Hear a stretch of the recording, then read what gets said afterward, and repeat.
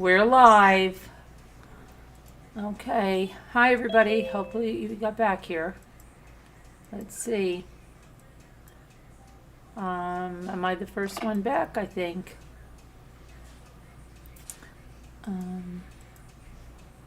back over to here.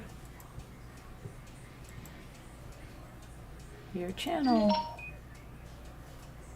And videos. Go on to the live. Where's the live chat? Okay, I see Alicia made it back. And Nicole made it back. Margot and Anna. Earthbound Spirit made it back. Larky made it back. Debbie L made it back. Rough and Ready made it back. Linda made it back. Heaven made it back. Manager of Three Monsters made it back. Robbity Bob made it back. Nicole Griffith had quite a ride. Two Scooter. Nice to see you, Two Scooter. I know that you could only come to one live.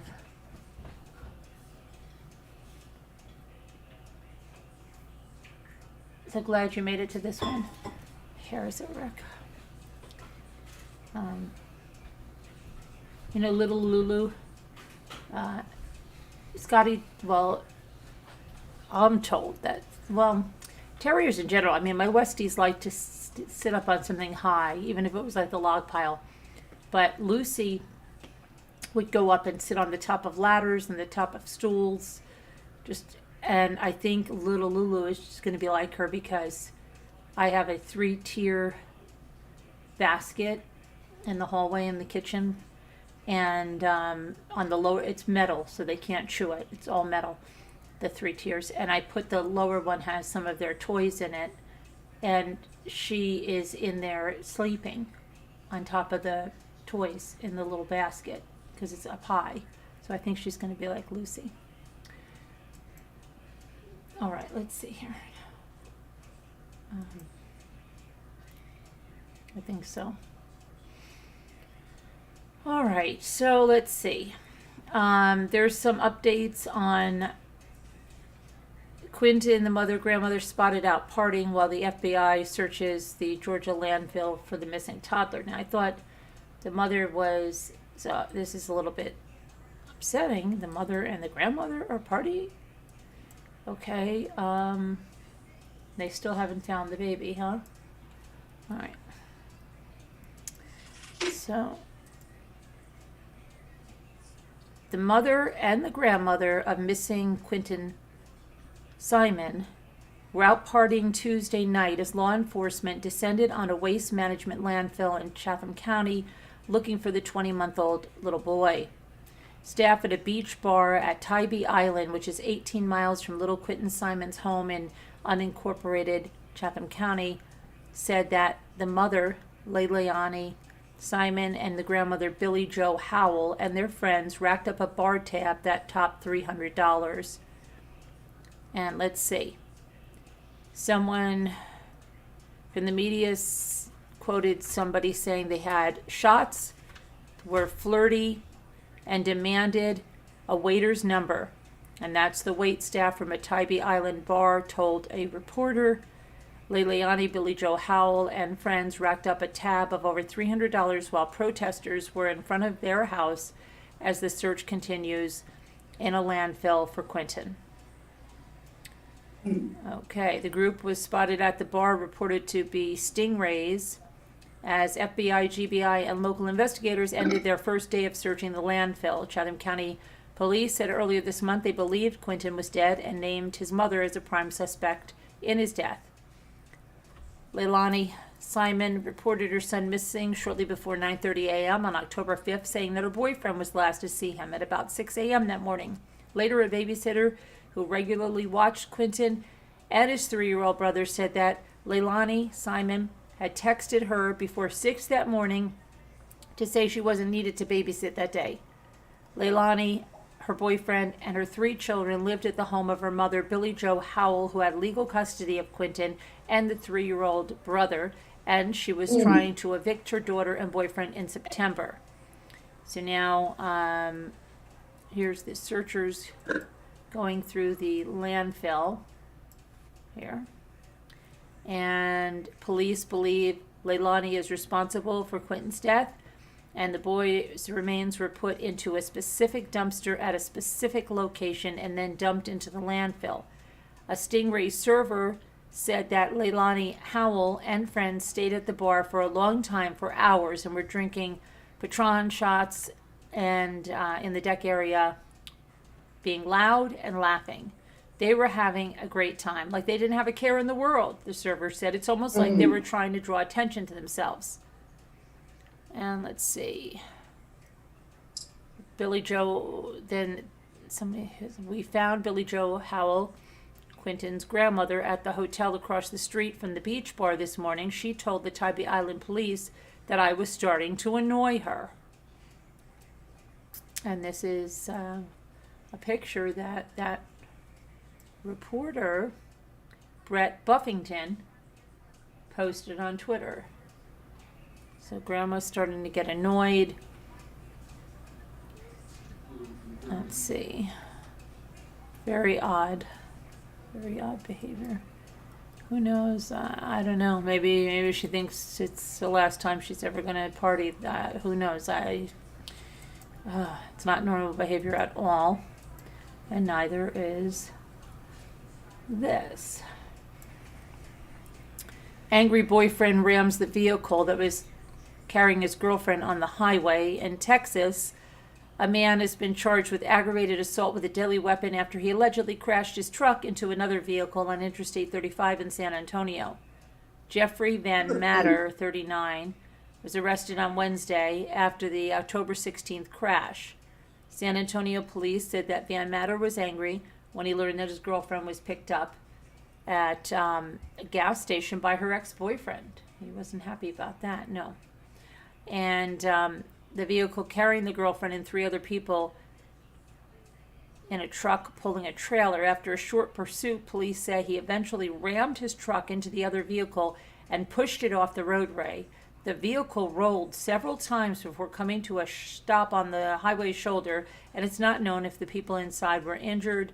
Van Matter's girlfriend told investigators that they had been dating for about 6 months. This is what I mean. 6 months, and he's obsessed to the point that he might have killed somebody because she's with an ex-boyfriend.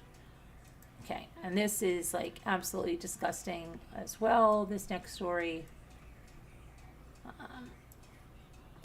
An employee gets an incurable STD from a janitor who peed and put genitals in her water bottle. Last week, Texas police arrested a man for allegedly giving a woman an incurable sexually transmitted disease by secretly tampering with her water bottle. The victim reportedly told the Houston investigators that in August she got water from the water dispenser and noticed it tasted odd, so she threw out her bottle and started bringing her own bottle to work. She would fill that bottle in the morning and drink it, leave it on her desk for the next day, only for that bottle to eventually smell weird. In late September, a coworker who offered to fill the victim's water bottle with coffee reportedly opened the lid and asked the victim why the water was yellow inside. The coworker smelled the liquid and determined it was urine.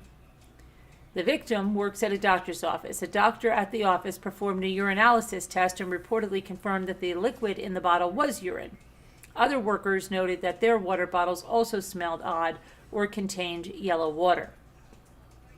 The office was not equipped with security cameras, so the victim purchased a hidden camera, which she mounted under her desk. On September 30th, the woman received video footage to her phone, which allegedly showed the janitor, Lucio Cantarino Diaz, 50, putting his genitals in her bottle, recapping it, and putting it back on her desk. The following day, the victim reportedly gave police 2 bottles, one containing urine and one in which Diaz put his genitals on. This is unbelievable. Officers went to the doctor's office where Diaz eventually confessed to tampering with the water bottles because he knew she would drink it the next day. The individual is a sick man, the 54-year-old woman said, and reported that Diaz not only admitted to tampering with the bottles out of malicious intent, but he also stated that he did the same at a prior job he worked at for 8 months. He allegedly claimed his actions were a sickness. though he denied being aware of any diseases that he had. The woman eventually told police that she tested positive for an STD and other test results were pending. On October 10th, Diaz allegedly tested positive for this same STD, among others. The STD that the woman contracted was not disclosed, but the Houston Chronicle reported that it can be spread via direct contact and body fluids. The disease weakens the immune system and is potentially deadly. It really is just disgusting, and my client will suffer the consequences of this man's actions for the rest of her life, said the lawyer, Kim Spurlock.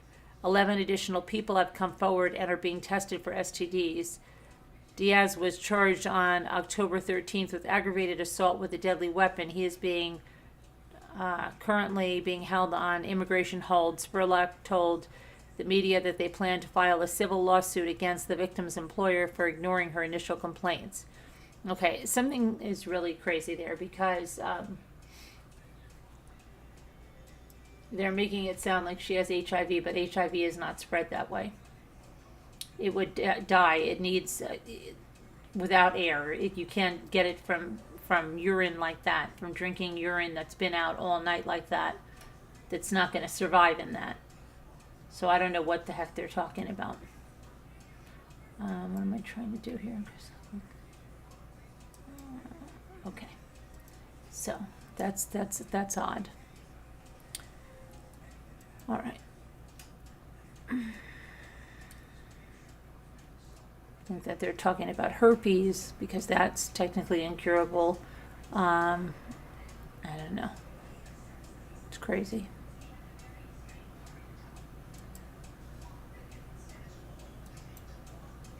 Okay.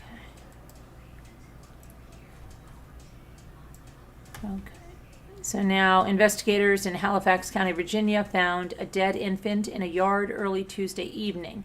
The Halifax County Sheriff's Office said it identified the teen mother of the child and the circumstances of the death, and detectives say they're waiting for a report from the medical examiner's office before charges are filed. Sheriff Fred S. Clark said that deputies were called about 6 p.m. and found the infant already deceased. Clark said the Halifax County Social Services and a cadaver dog from Black Diamond Search and Rescue were involved in the investigation. Police did not say how long the baby had been dead or speculate about how the child died. They have not yet said where the child was found in the yard.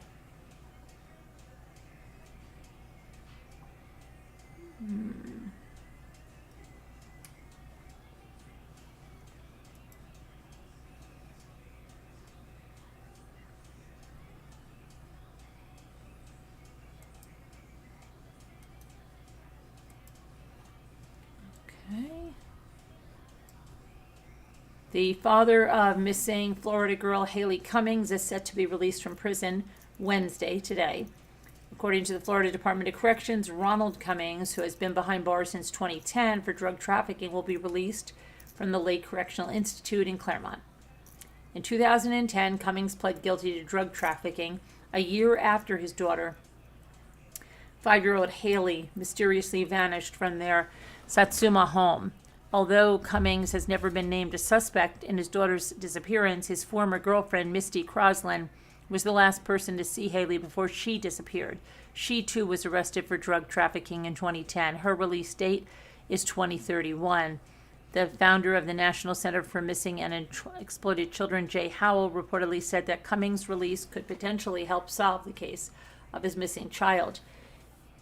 Ronald Cummings always said he wanted to resume the search for his daughter, and any attention to the case is helpful, Howell said. Cummings' mother told the News that she plans to pick up her son from prison upon his release. Now, Crosland, the girlfriend, was alone with Haleigh and her brother in the family's Satsuma home when Haleigh disappeared on February 12th of 2009. Crosland told police that she did laundry that night and went to sleep around 10 p.m. She said Haleigh was sleeping next to her in the same room on a mattress on the floor, and that she woke up to use the restroom, and that's when she saw that Haleigh was gone and the back door was open.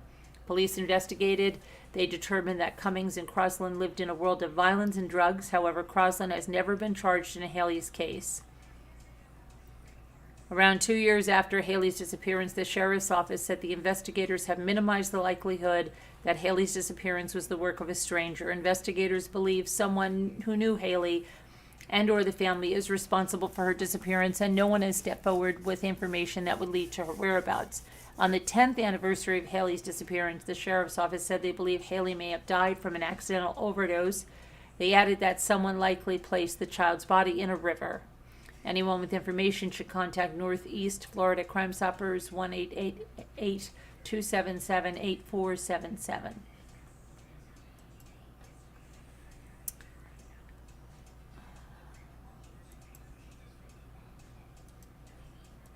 Okay, well, I got a person of interest here in the case of the slaying of 4 friends who were found dismembered in a river.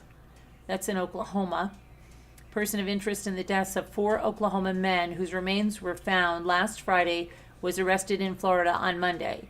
Joe Kennedy, 67 years old, was reportedly arrested in Daytona Beach shores while driving a stolen car. I feel like I just saw something and they had like a Joe Kennedy on there.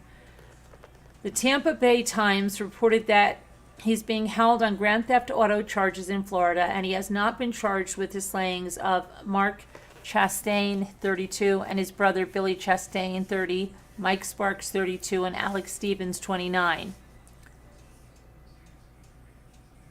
The Oklahoma Police Chief Joe Prentice has said Kennedy is a suspect, but he did not mention that he would be brought to Oklahoma for questioning. On Monday, Oklahoma police confirmed that the remains were found in the Deep Fork River and they belonged to the 4 missing men.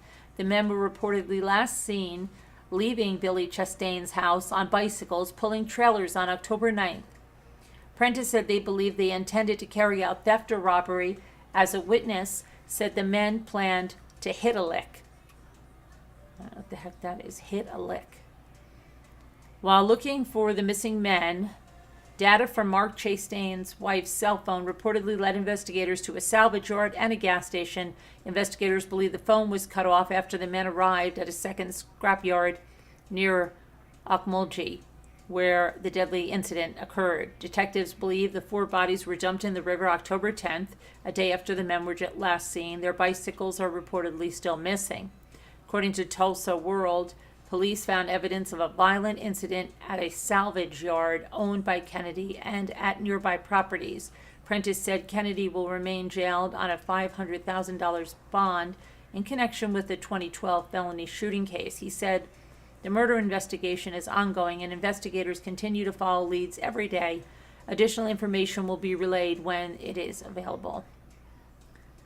Okay, that's weird. All right. So that OnlyFans model that allegedly killed her boyfriend, we have an update. Mr. Obamselli was the abuser. OnlyFans model who killed her boyfriend begged cops for help before the murder, wanted a restraining order. She pled with cops in Hawaii to help her before she allegedly stabbed her boyfriend to death, and that's according to newly released police body cam footage. Courtney Clenny was arrested in Hawaii in August, and then she was brought back to Miami to stand trial for the death of 27-year-old Christian Obamselli, who died in April. Clenny, who is also known as Courtney Taylor online, has claimed self-defense in the case. Her attorneys, according to the news in Miami, say that body cam footage by the Miami police shows Clenny pleading for help and telling them she was being abused. He was, stalking me. I want a restraining order against Christian Obamselli, she said to police. Mr. Obamselli was the abuser, attorney Frank Prito said. She was in a struggle for her life. She defended herself, and unfortunately he's deceased, but she defended herself with every ounce of energy she had left. I have photographs of her injuries. News reports say that police were called to the couple's high-rise unit at One Paraiso condos on numerous occasions for domestic dispute incidents. In one instance, Clenny can be heard saying she wants a restraining order against Obamselli. 2 days after one of the visits, Clenny allegedly stabbed Obamselli in the chest. The knife entered Christian's chest in a downward angle, said the state attorney. Catherine Fernandez Rundle. Prosecutors allege that Clenny's self-defense claim had inconsistencies in it, and she's now facing a second-degree murder charge. Her next scheduled court date is in November. Oh, how is it 2 o'clock already?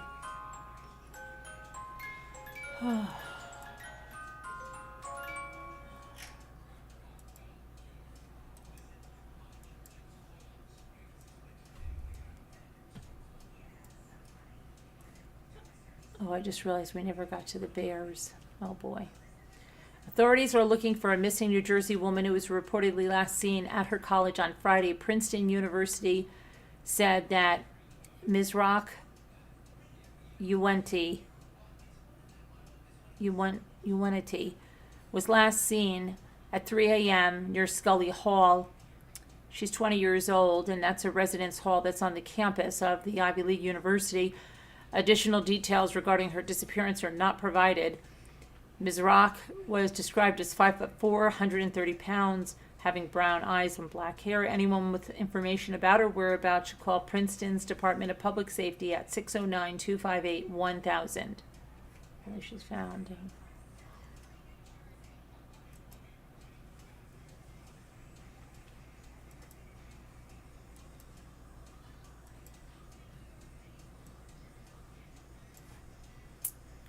Yakima, Washington residents are pushing police for more transparency regarding a missing boy who hasn't been seen in over a month.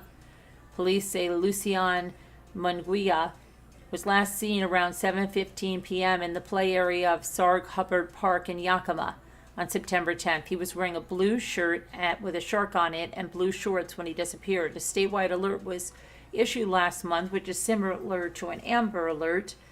The Yakima Police Department said although the alert works in a similar way, the boy's disappearance did not meet the Amber Alert qualifications. According to the Yakima Herald Republic, residents in the area are pushing for more answers in the case. 5 of the residents went to the Yakima Police Department on Monday morning and put up signs that read, "We need answers. Did you forget?"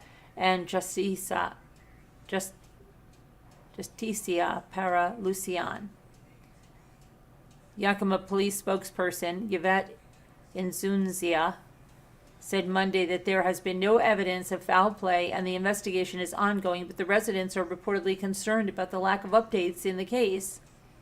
"We don't need to see evidence. We just want an update," said Yakima resident Elizabeth Britton. "This is about Lucian."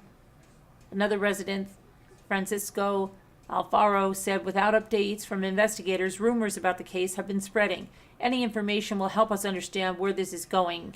Speculation is coming up because there are no updates. If the Yakima Police Department could clear up some of those, it would help out a lot.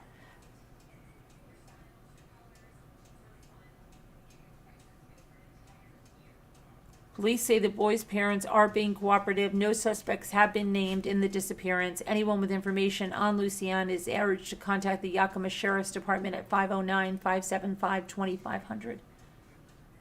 Sound.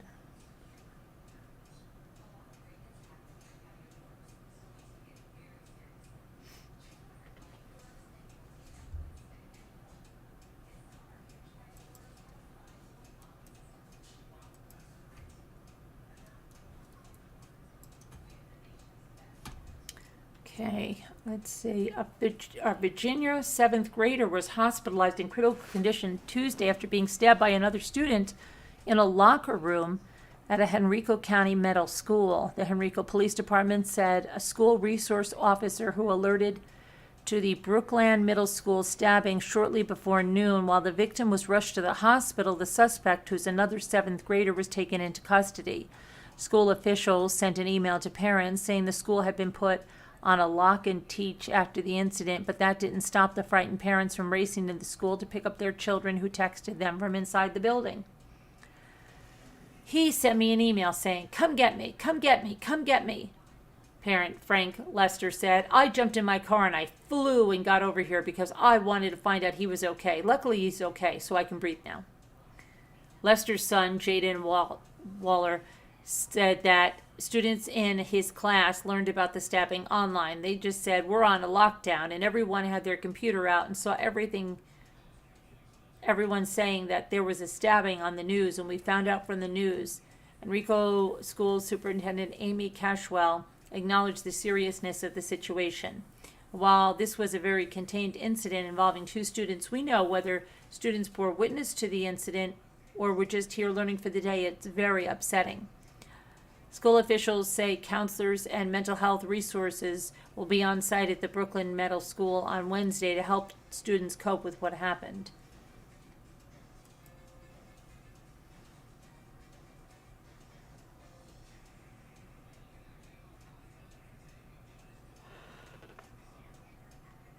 Oh my goodness.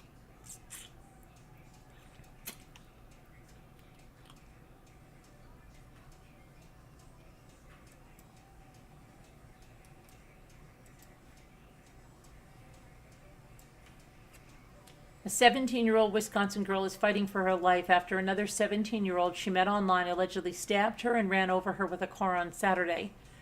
The suspect is named Dylan Lenz, and he reportedly met the victim on Snapchat, and they talked online before meeting at a Walmart in Beaver Dam. Dylan Lenz told police that he did not know the victim's name, but he decided he wanted the girl dead. Great. Wonderful. Dylan Lenz allegedly recounted how he stabbed the victim with a box cutter and let her go before running her over with his car as she tried to flee. Beaver Dam police were called to the area after witnesses saw Lenz run over the victim in the back parking lot. Lenz told detectives that he planned to kill the girl beforehand. While in the store, I was like, this is the last day she's going to be alive. This is the last night of her life. I was out of control. I wasn't thinking. My body just took over. Wow. Police used surveillance footage to get Lenz's license plate. An officer went to his home and reportedly noticed blood on the outside of his car, a broken license plate, and grass stuck in its frame. Lenz's mother told the officers that blood was found in the back seat of the car and that Lenz suggested that the victim inflicted her son's injuries.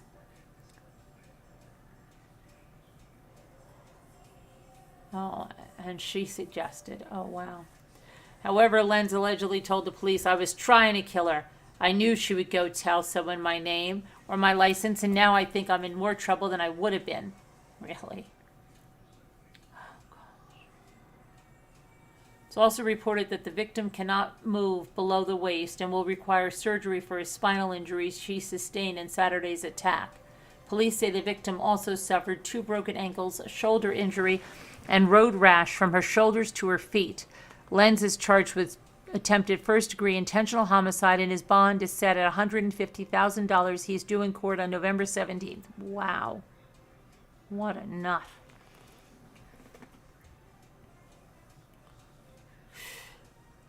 Prayers for her.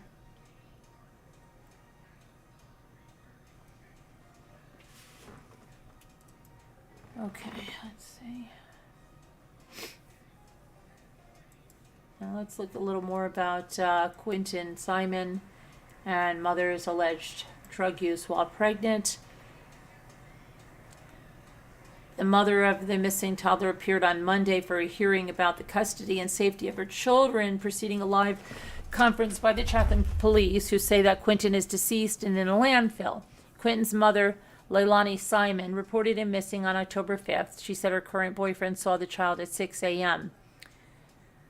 Later, when Simon woke up, Quinton was gone, according to what she told a 911 dispatcher, and she made the 911 call shortly after 9:30 a.m., told the dispatcher that she found the door open and that Quinton wasn't able to open the door by himself. She thinks someone came in and took him. Police launched an extensive search of the area, calling in help from nearby jurisdictions as well as the FBI. And on October 18th, Quinton's remains, as of October 18th, Quinton's remains are missing, but police say the child is likely dead. Haleigh Simon has been named the primary suspect in the child's disappearance and presumed death, but so far no charges have been filed against her in the case. Simon's mother, Billie Howell, was previously granted guardianship of Simon's 3 children, and the court documents indicate that Simon lost custody due to unrehabilitated drug use. She is a chronic, unrehabilitated substance abuser of cocaine and cannabis, said the Chatham County Court documents. Simon allegedly admitted that she used cocaine. She also reportedly tested positive for cocaine use during the birth of one of her 3 children. Subsequently, Howell was given custody of Simon's children, including Quinton, his 3-year-old brother, and a 6-month-old. Court documents obtained indicated that on October 12th, guardianship was taken from the grandmother, with the documents stating she failed to provide adequate supervision after she left Quinton and his brother in Simon's care.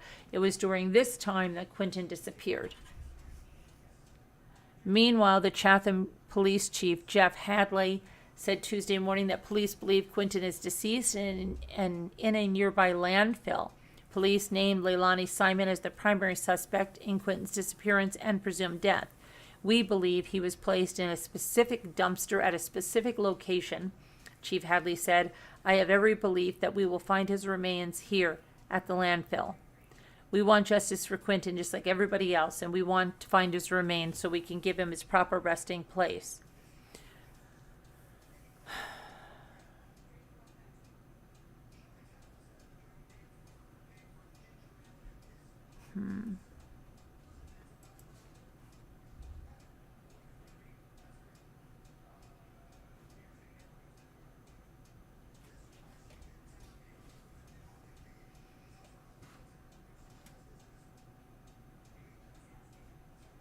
Okay, well, let's see here.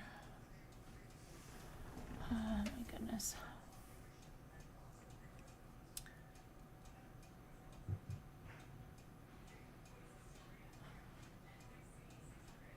Over that. Okay, I guess that's probably about good for right now. Let's see if we can go back to gallery. And I will remove that. I think we're going to go, and it's like 2:30, and I, like I said, may have another really busy day tomorrow. So I think I'm going to open a new Zoom right now. And then I'm going to go into the massage chair and just chill out. So let me open a new Zoom.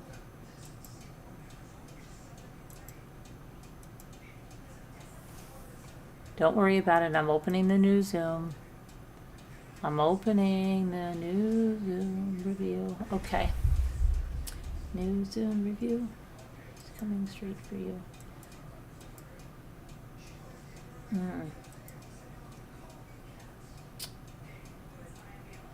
Copy invitation. Oh my gosh. I am exhausted. Exhausted. Exhausted. Where is Zoom? I can't find Zoom. Oh, here's Zoom. Okay, here's the new Zoom review.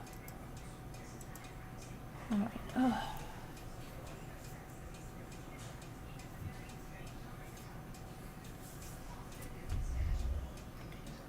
Going.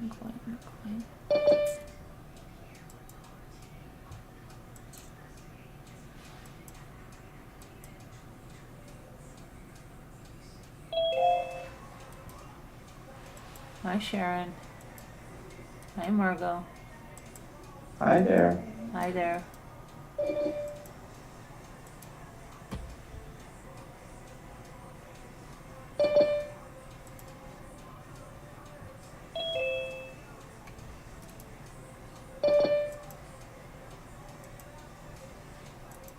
Hello. Hello. Hi. Hi. Hello. Hello. Where's Chris Ray? Hey, everybody. Hi. Hi, Debbie. Debbie. Hi.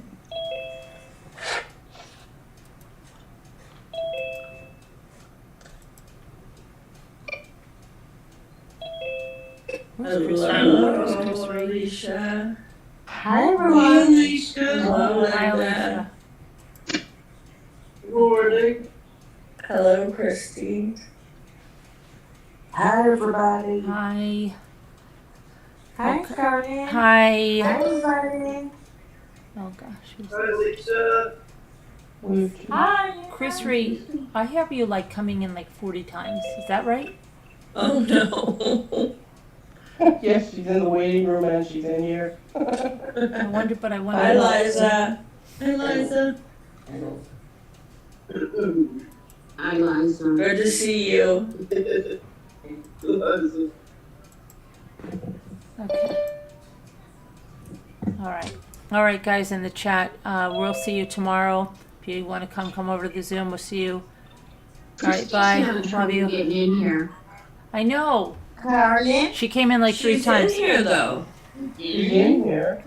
Yeah. She's in here. Out of And here. she's in the waiting room. Bye, everybody. God bless. Prayers for all that need them. Love you guys. Bye.